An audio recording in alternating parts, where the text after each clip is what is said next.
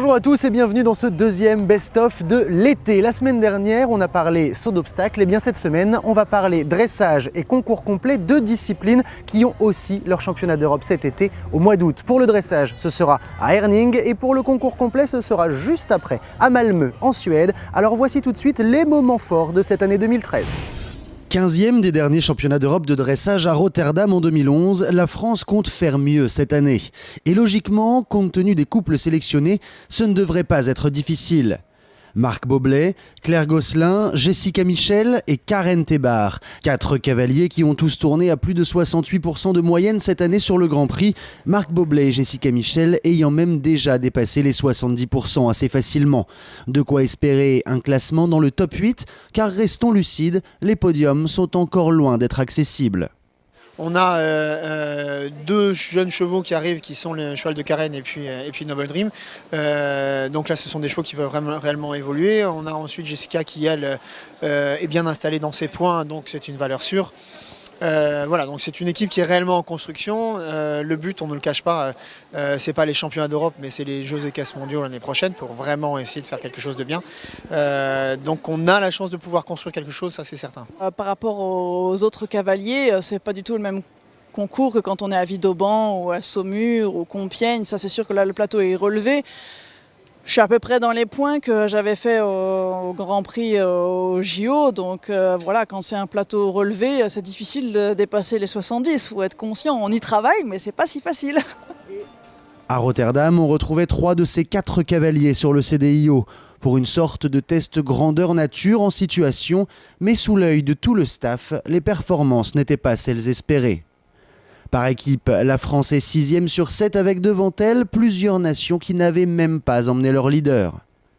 On est à 0,5% de l'équipe qui est devant, c'était l'équipe d'Allemagne, des jeunes d'accord, mais quand même c'était très serré et on a eu quand même des fautes et des surprises, c'est-à-dire qu'il y a des points de perdus malheureusement, pas dû au potentiel des chevaux, mais peut-être à la préparation et la réalisation en situation de concours. Donc là on doit encore améliorer.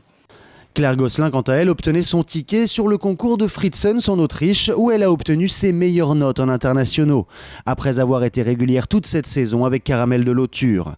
Si tous ces cavaliers travaillent avec des entraîneurs privés, la Fédération française d'équitation a aussi engagé cette année un grand nom du dressage mondial, Jan Bemelmans, chez qui un stage est prévu avant de partir au Danemark.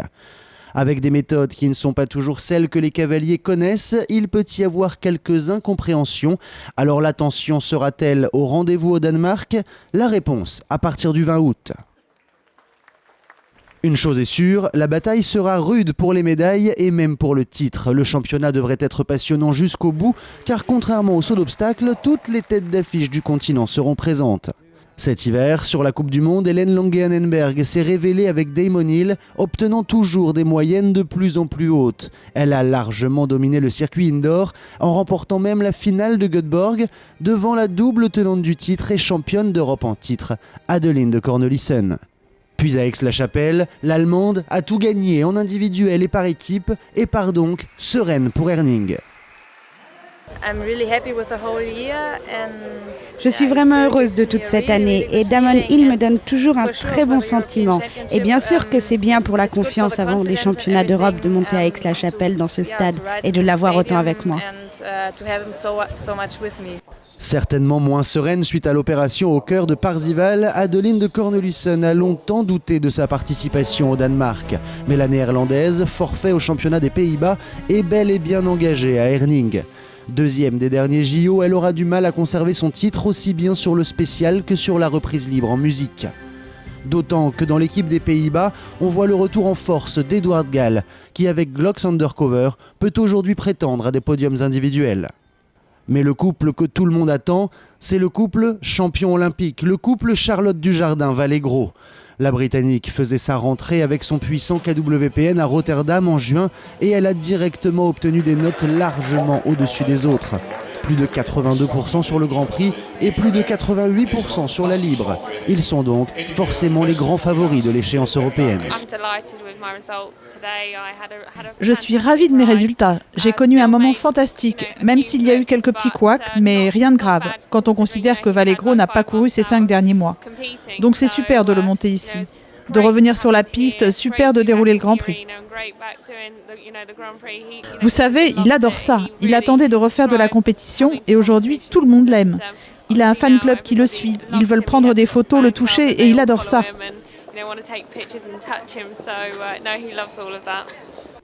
Les Britanniques ont d'ailleurs leur titre par équipe à défendre et pour ça, ils pourront compter sur la même équipe qu'aux Jeux Olympiques puisque l'on retrouvera Laura Tomlinson, autrefois Bechtolsheimer et Mistral Oiris, mais aussi Karl Ester qui remontera à Utopia pour ses championnats.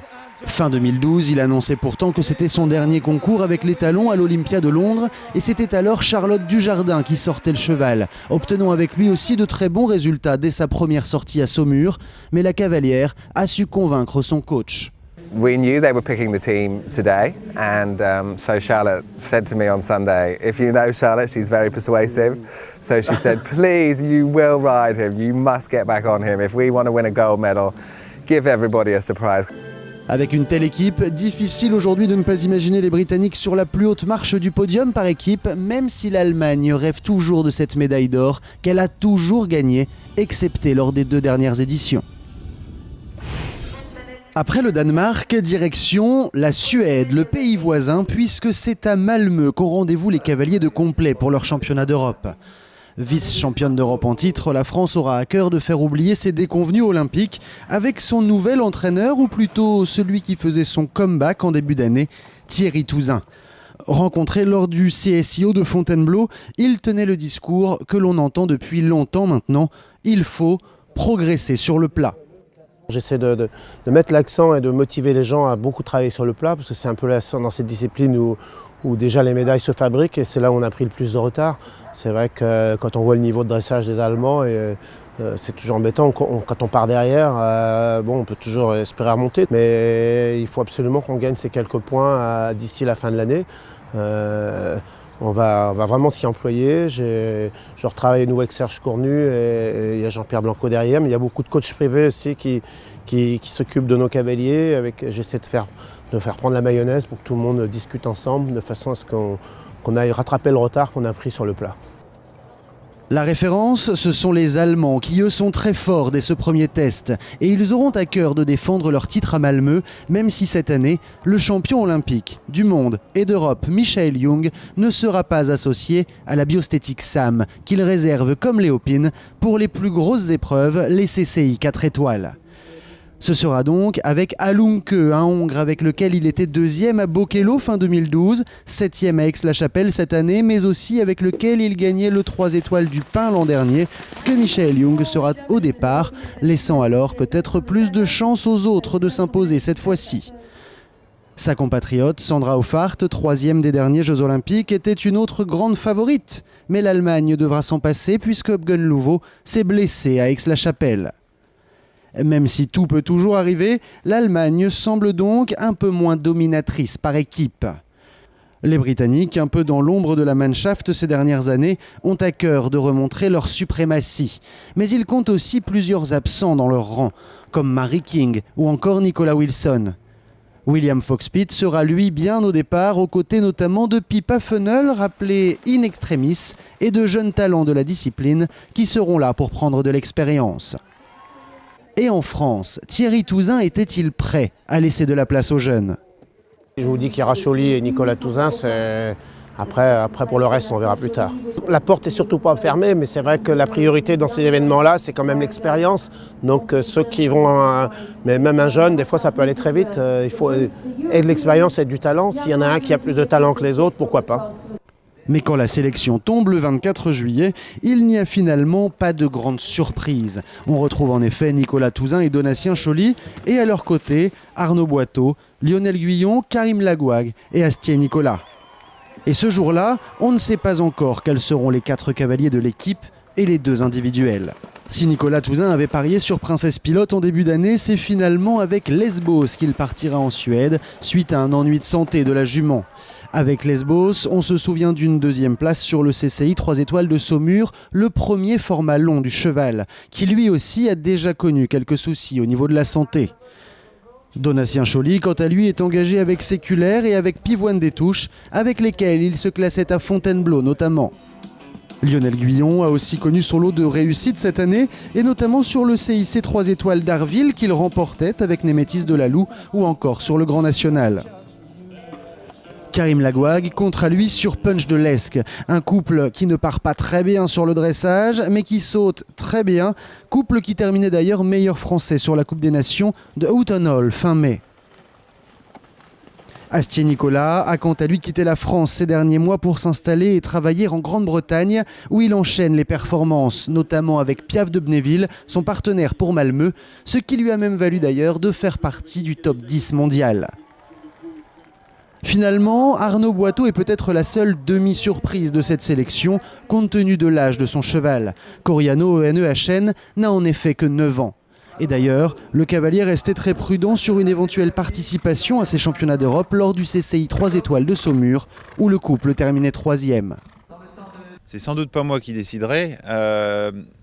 Il y a quelques temps, et il n'y a pas si longtemps, je pense que l'entraîneur national avait pas de réels espoirs de participation aux Europes pour ce cheval parce qu'il est jeune. Et voilà, on ne savait pas comment il allait faire aujourd'hui.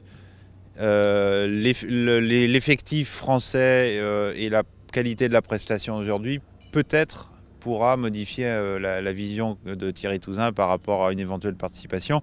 C'est un cheval qu'on avait estampillé plutôt JEM pour des raisons d'âge. Peut-être que ce qu'il a fait aujourd'hui va lui faire gagner 1 an. Voilà. On courra surtout pas après. On n'ira que si l'entraîneur considère qu'on y a vraiment notre place. Voilà, donc aucune pression vis-à-vis de ça. Et Thierry Touzin a suffisamment prouvé dans le passé qu'il savait faire les bons choix. Donc on le suivra. La révélation de l'année, Luc Château est lui sur le banc des remplaçants pour le moment, tout comme Stanislas de Zukovic. Pourtant, le cavalier de Propriano de Leba a montré de très belles choses avec notamment de très bons classements sur le test de dressage et une réelle progression sur les pics qui était son point faible en début de saison. Mais jusqu'au départ pour Malmö, tous doivent se tenir dans les starting blocks au cas où un cheval ne puisse pas partir. La France a en tout cas des atouts pour remonter encore une fois sur ce podium européen. Rendez-vous donc à Malmö, en Suède, à partir du 29 août et le dénouement sera pour le 1er septembre. C'est maintenant la fin de ce deuxième best-of de l'été. La semaine prochaine, on est off, ça veut dire qu'il n'y aura pas de tour d'honneur, mais on se retrouve bien sûr dans 15 jours et on parlera des premiers test events des Jeux mondiaux 2014 avec de l'endurance et du concours complet. Je vous dis donc à dans 15 jours, ciao à tous.